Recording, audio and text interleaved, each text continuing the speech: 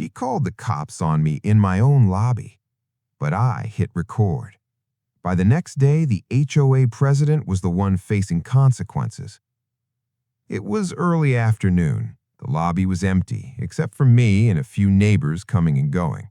Then she arrived, the HOA president, angry, smirking, ready to assert control.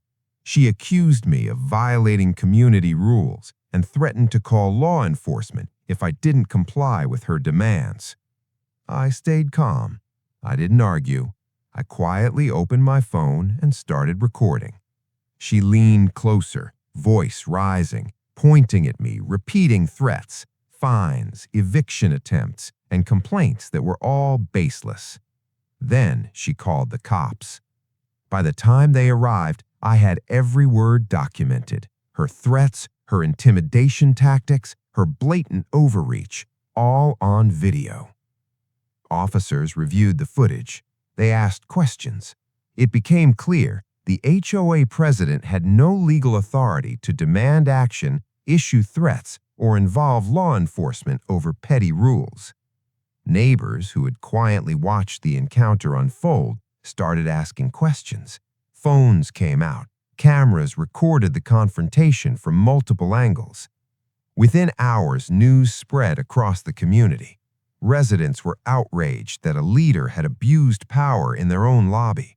Formal complaints were filed. Votes were scheduled. The HOA president scrambled, tried to spin the story, but the recordings left no room for manipulation. Within a week, she was removed from office.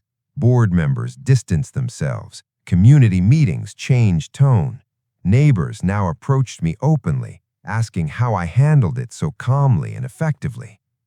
I didn't threaten her. I didn't yell. I didn't touch a thing. I simply documented the abuse, stayed calm, and let the truth take over.